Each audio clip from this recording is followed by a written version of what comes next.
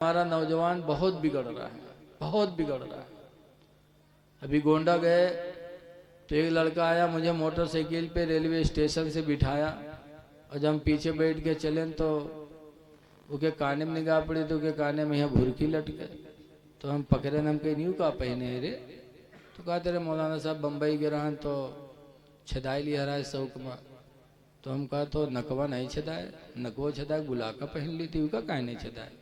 तो कहते मौलाना तुम तो अजीब आदमी हो। हम कहा अजीब आदमी है?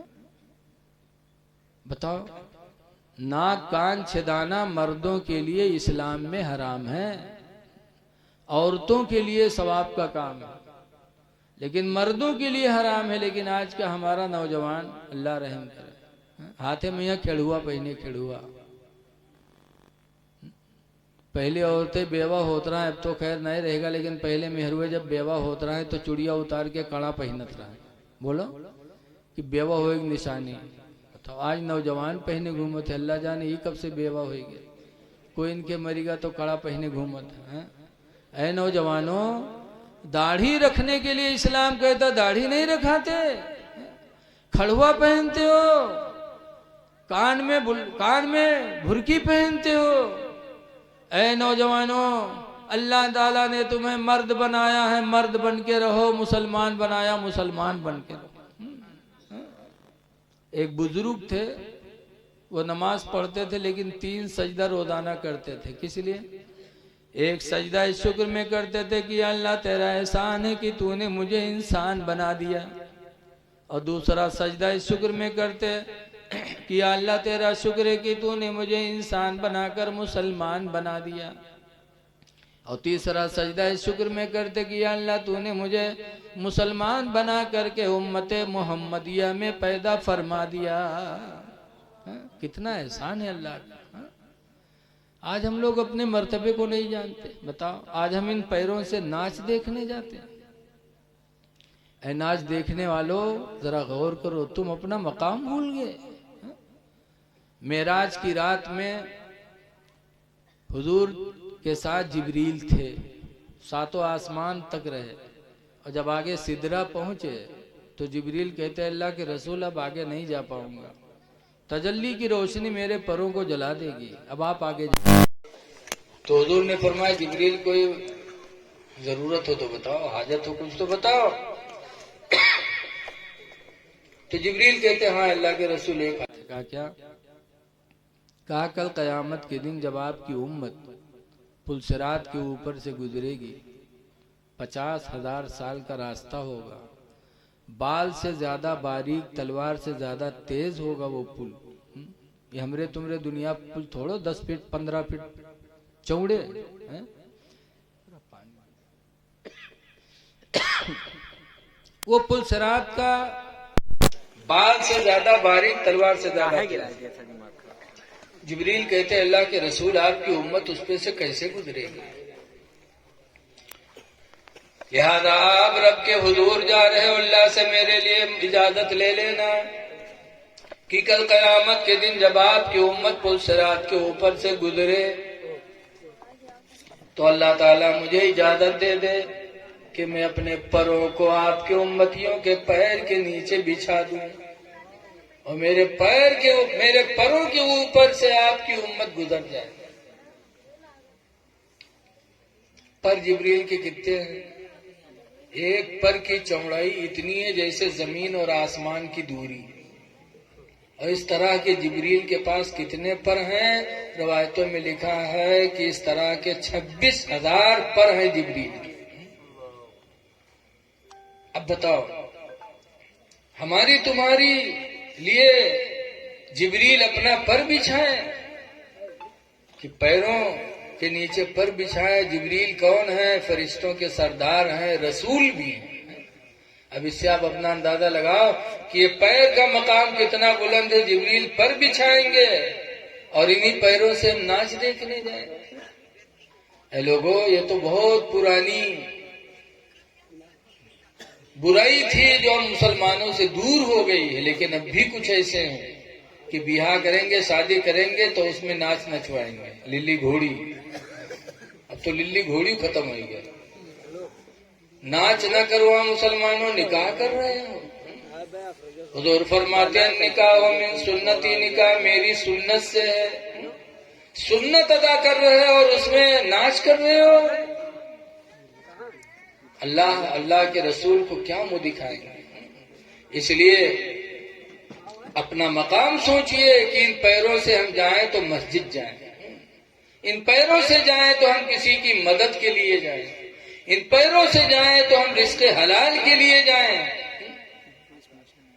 حدیث پاک میں اسباغ الوضوء علی مکارہ، سخت ٹھنڈک میں مکمل وضو بنانا، وکثرت الخطا الی المساجد، اور مسجدوں کی طرف زیادہ قدموں سے جانا، وانتظار الصلاۃ بعد الصلاۃ، اور ایک نماز کے بعد دوسری نماز کا انتظار کرنا، فذالکم الرباط، تو سرکار فرماتے ہیں لوگوں یہ تمہارے لیے جہاد ہے، جہاد کا ثواب تم کو ملے گا۔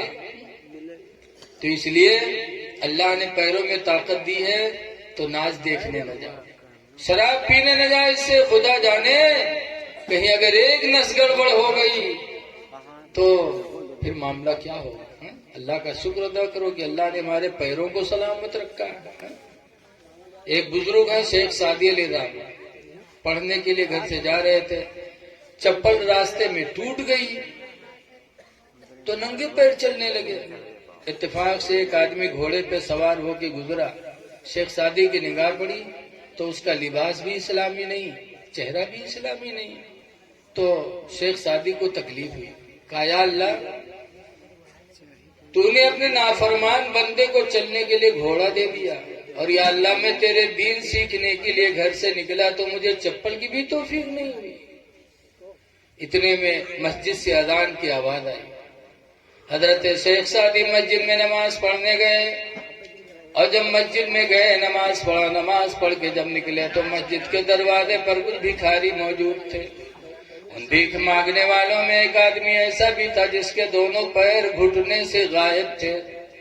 شیخ سعدی کی نگاہ پڑی تو پھر مسجد میں واپس چلے گئے اور سجدے میں سر رکھ کر رونے لگے، کہا یا اللہ تیرا شکر ہے، یا اللہ تیرا شکر ہے کہ تو نے میرے پیروں کو سلامت رکھا ہے، چلنے کی سواری دے نہ دے، تو نے میرے پیروں کو سلامت رکھا ہے۔ یا اللہ تیرے بندے تو بہت ایسے ہیں جو پیروں سے بھی محروم ہیں،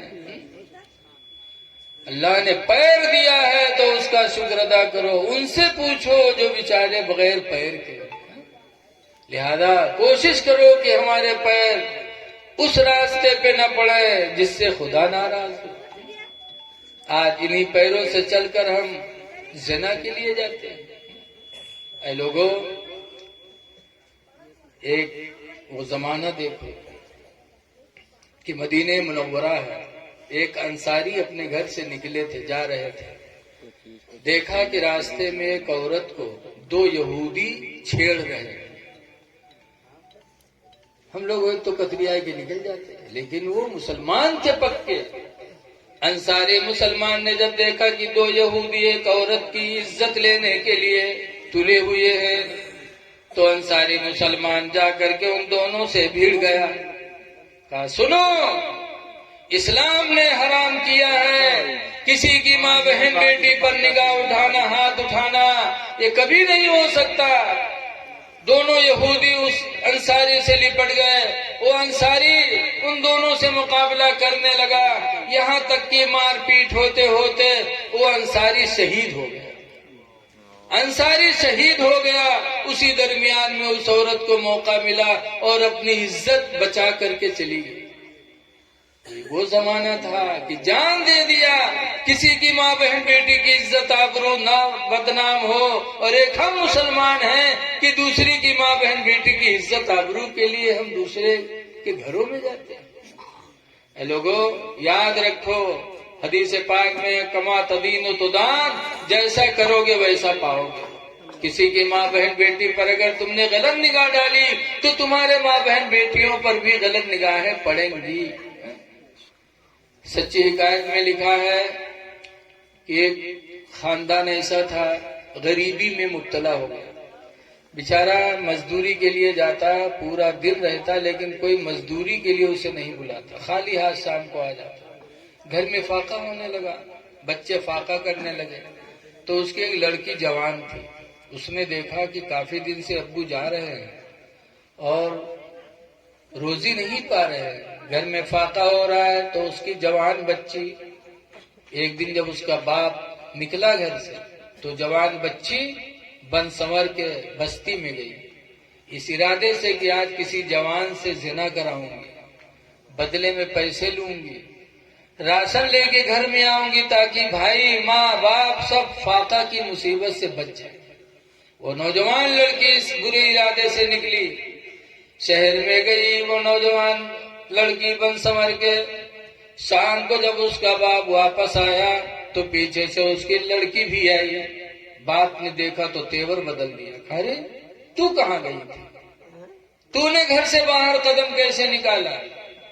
تب اس نے کہا ابا کئی دن سے آپ روزی کمانے جا رہے ہو، روزی نہیں مل رہی ہے، گھر میں فاقہ ہو رہا ہے، آج میں نے دل میں سوچا تھا کہ آج بن سنور کے شہر میں جاؤں گی، کسی جوان سے زنا کرا کے پیسے میں بدلے میں پیسے لے کر کے راشن لے کے آؤں گی تاکہ فاقہ سے نجات مل جائے، لیکن ابا گواہ ہے خدا کہ زنا چھوڑ دو، کسی جوان کی نگاہیں بھی میری طرف نہیں اٹھی، کوئی مجھ سے بولا ہی نہیں، میں ایسے واپس آ گئی۔ تب باپ کہتا بیٹی زندگی گزر گئی، کسی کی ماں بہن پر میں نے نگاہ نہیں ڈالی ہے تو میری بیٹی اولاد پر کسی کی نگاہیں کیسے پڑیں گی؟ اللہ کا وعدہ ہے کہ نیکی کرو گے تو نیکی پاؤ گے۔